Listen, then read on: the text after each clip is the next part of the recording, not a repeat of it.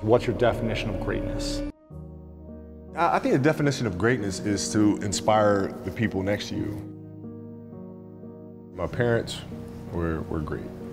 You know, growing up, they instilled in me the importance of imagination, of curiosity. And understanding that, okay, if you want to accomplish something, I'm not just going to sit here and say, yes, you can do whatever you want. Mm-hmm. Yes, you can, but you have to also put in the work to get there. You grow up as a kid thinking that all things are possible if you put in the work to do it. You grow up having that fundamental belief. My father was really influential at a really critical time where I had a summer where I played basketball when I was like 10 or 11 years old. And here I come playing and I don't score 1 point the entire summer.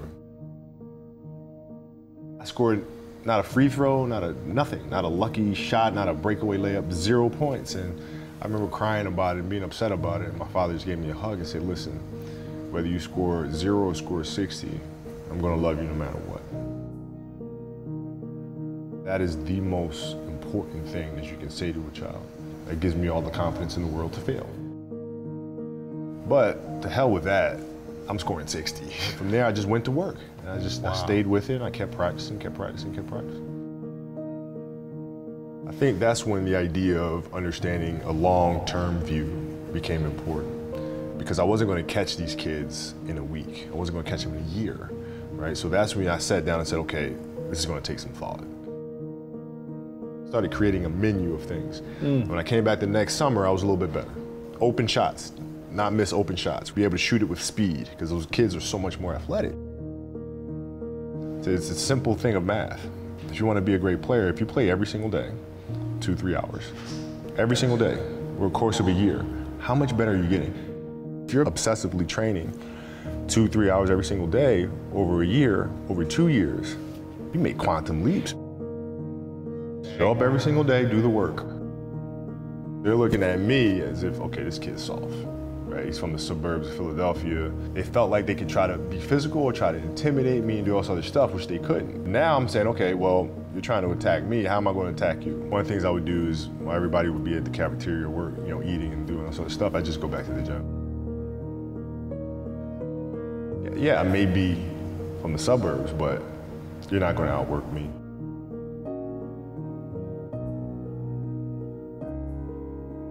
Right, look at things at their smallest. Because a lot of times the game starts moving really fast. But if you train yourself to watch hours and hours of film, the game's not moving that fast anymore. I mean, it's an obsessiveness that comes along with it. You want things to be as perfect as they can be. Understanding that nothing is ever perfect. But the challenge is try to get them as perfect as they can be. So how can we teach our children what it means to work hard? Well, you do it through training. Right? So when I get up in the morning, my daughter goes with me. 4 a.m., my 15-year-old goes with me. It becomes a daddy-daughter thing. Through that process, she understands the value of hard work. So it's through those behaviors is where I find the motivation to do it.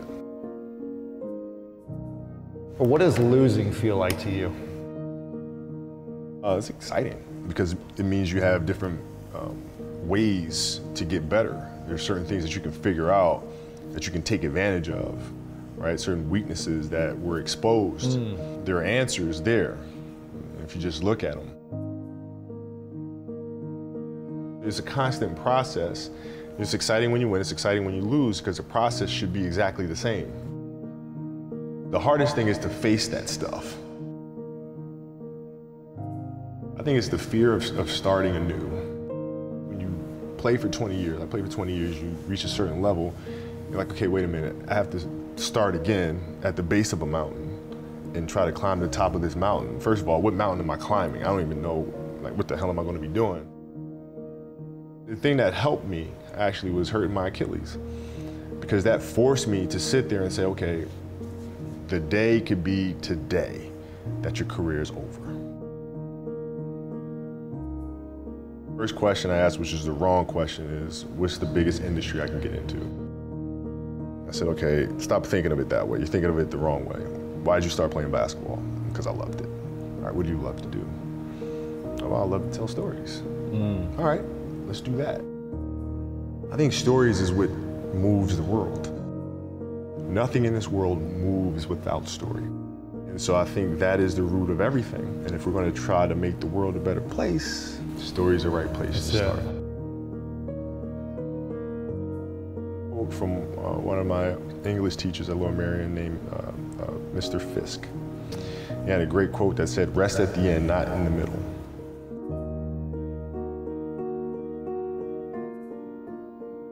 That's something I always live by.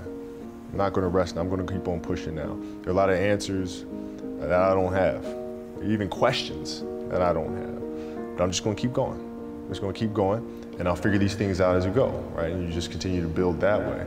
So I try to live by that all the time.